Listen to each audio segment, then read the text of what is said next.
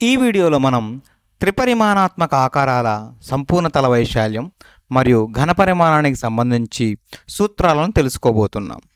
ఇంగ్లీష్లో దీనిని surface area and volume of 3D shapes అంటే సర్ఫేస్ ఏరియాకు వాల్యూమ్కి మనం ఫార్ములాస్ తెలుసుకోబోతున్నామని అర్థం. 3D షేప్స్కి సంబంధించిన సర్ఫేసెస్కి వాల్యూమ్కి చూడండి మనం ఎలా తెలుసుకోబోతున్నామో. త్రిపరిమాణాత్మక ఆకారం, ప్రక్కతల వైశాల్యం, సంపూర్ణ తల వైశాల్యం మరియు ఘనపరిమాణం, ఇవి కదా మనకు కావాల్సింది. ముందుగా ప్రక్కతల వైశాల్యం. ప్రక్కతల వైశాల్యాన్ని ఇంగ్లీష్లో లాటరల్ సర్ఫేస్ ఏరియా అంటారు. దీనికి సూత్రం ఏమిటి అంటే భూమి చుట్టుకొలత ఇంటూ ఎత్తు. అయితే ఈ సూత్రం చూసినప్పుడు మనకేమీ అర్థం కాకపోవచ్చు. మనం ఒక ఆకారాన్ని తీసుకుందాం, త్రిపరిమాణాత్మక ఆకారాన్ని. నేను ఉదాహరణకు ఇలా త్రిభుజాకారంలో ఉన్న పట్టకం తీసుకున్నాను అనుకుందాం. మీరు గమనిస్తే త్రిభుజాకార పట్టకం ఎలా ఉంటుంది అండి? కింద భూమి దగ్గర ఏ త్రిభుజం అయితే ఉందో అదే కొలతలతోటి అదే త్రిభుజం కొంత ఎత్తు వరకు అలా పేర్చుకుంటూ వస్తాం, ఒకదానిపైన ఒకటి ఒకదానిపైన ఒకటి.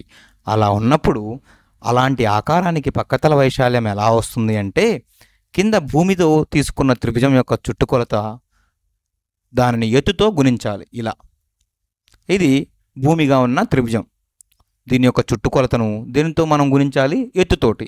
మనకు నీలిరంగులో కనిపిస్తుంది కదా, పసుపు రంగులో ఉన్న చుట్టుకొలతని నీలిరంగులో ఉన్న ఎత్తుతో గుణించినప్పుడు మనకు ప్రక్కతల వైశాల్యం వస్తుంది.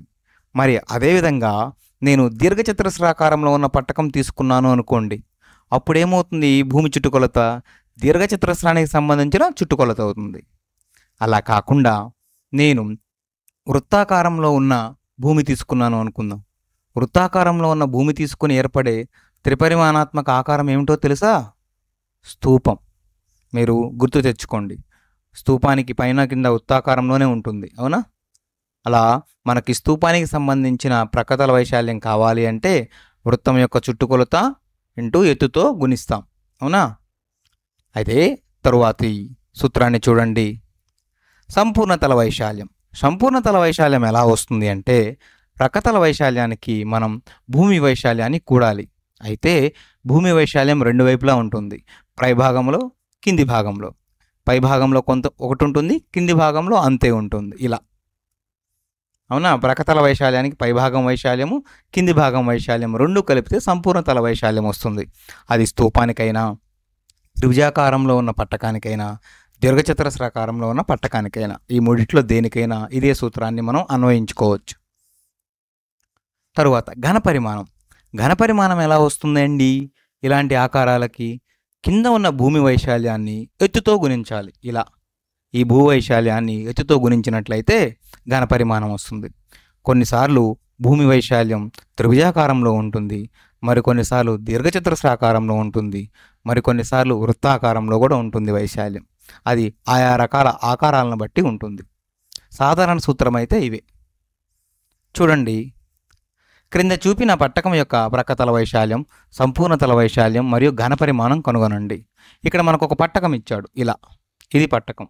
మరి ఈ పట్టకం యొక్క కొలతలు కూడా ఏమిచ్చారో చూడండి. ఇలా ఈ పట్టకం క్రింది భూమిలో త్రిభుజం ఉంది కదా, ఒక భుజమేమో 8 సెంటీమీటర్లు ఇచ్చారు, మరొక భుజం 6 సెంటీమీటర్లు ఇచ్చారు. అయితే ఆ రెండు భుజాల మధ్య లంబకోణం ఉంది, మరియు ఎత్తు 20 సెంటీమీటర్లు ఇచ్చారు. ఈ విధంగా ఉన్న ఈ పట్టకానికి మనం ప్రక్కతల వైశాల్యము, సంపూర్ణ తల వైశాల్యము మరియు ఘనపరిమాణం కనుగొనాలి. సమాధానం చూడండి. ముందుగా పట్టక ప్రక్కతల వైశాల్యానికి సూత్రం ఏమిటండి? పట్టక భూమి చుట్టుకొలతని ఎత్తుతో గుణించాలి, అవునా? అంటే ఇలా, ఇదే కదా పట్టక భూమి చుట్టుకొలత. దీన్ని మనం దేనితో గుణించవలసి ఉంటుంది? ఎత్తుతో గుణించాలి, అవునా? ముందు పట్టక భూమి చుట్టుకొలతను కనుక్కుందాం. మనకు పట్టక భూమి చుట్టుకొలత కావాలి అంటే పట్టక భూమిలో ఉన్న త్రిభుజాన్ని ప్రక్కన గీసుకొని 3 భుజాలను కలపాలి, అవునా? ఒక భుజం 8 సెంటీమీటర్లు, మరొక భుజం 6 సెంటీమీటర్లు, మరొక భుజం L సెంటీమీటర్లు. మనం 3 తెలిస్తే చాలా సులభంగా పట్టక భూమి చుట్టుకొలత చేయవచ్చు. ఎలాగా? 8 + 6 + L. కానీ మనకు L ఎంతో తెలియదు. గుర్తుంచుకోండి, అన్నీ సెంటీమీటర్లో ఉన్నాయి. కానీ Lని ఎలా రాయవచ్చు? √8² + 6² లేదా 8కు వర్గము 6కు వర్గము చేసి కూడాలి. ఎందుకని? అది లంబకోణ త్రిభుజం కాబట్టి పైథాగరస్ సిద్ధాంతం చెప్తుంది కదా. తద్వారా ఎల్ ఏమవుతుందంటే √8 స్క్వేర్ని 64 అని 6 స్క్వేర్ని 36 అని రాస్తే స్క్వేర్ రూట్ ఆఫ్ అని 100గా చెప్పవచ్చు. తద్వారా ఎల్ విలువ 10. ఎల్ విలువ 10 అయితే పట్టక భూమి చుట్టుకొలత ఏమవుతుంది? 8 + 6 + 10 సెంటీమీటర్లు. అంటే పట్టక భూమి చుట్టుకొలత 24 సెంటీమీటర్లు. తద్వారా పట్టక ప్రక్కతల వైశాల్యం ఎంతండి? భూమి చుట్టుకొలతని మనం ఎత్తుతో గుణించాలి. 24 సెంటీమీటర్లని 20 సెంటీమీటర్లతో గుణిస్తే అంతిమంగా పట్టకం యొక్క ప్రక్కతల వైశాల్యము 480 సెంటీమీటర్ స్క్వేర్గా వస్తుంది. వైశాల్యం ఎప్పుడు స్క్వేర్లోనే ఉంటుంది.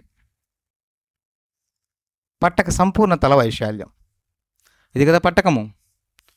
మరియు ఇలా ఉన్నాయి కొలతలు, అవునా? ఈ పట్టక సంపూర్ణ తల వైశాల్యం రావాలి అంటే ఏం చేయాలి? పట్టకం యొక్క ప్రక్కతల వైశాల్యానికి పట్టక భూమి వైశాల్యాన్ని కూడాలి. ఎన్నిసార్లు? 2 సార్లు. ఎందుకని? పట్టకముకి కింద భూమి ఉంటుంది, పైన భూమి కూడా ఉంటుంది. ఎందుకంటే పట్టకాన్ని 2 వైపుల నుంచి ఒకేలా చూడొచ్చు, పైనుంచి కింద నుంచి. కాబట్టి ఇదే భూమి అని మనం ఖచ్చితంగా చెప్పలేము.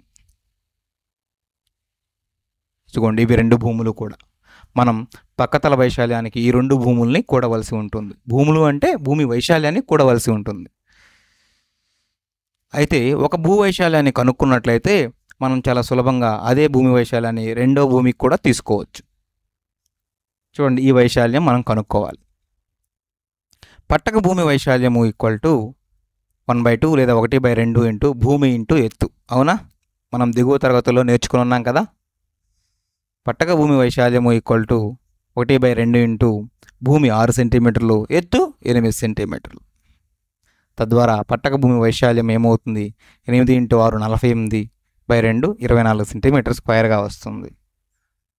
కాబట్టి పట్టక సంపూర్ణ తల వైశాల్యము = పక్కతల వైశాల్యమైన 480కి పై భూమి వైశాల్యం 24 సెంటీమీటర్ స్క్వేరు, కింద భూమి వైశాల్యమైన 24 సెంటీమీటర్ స్క్వేర్ కూడితే అంతిమంగా పట్టక సంపూర్ణ తల వైశాల్యము 528 సెంటీమీటర్ స్క్వేర్గా ఉంటుంది.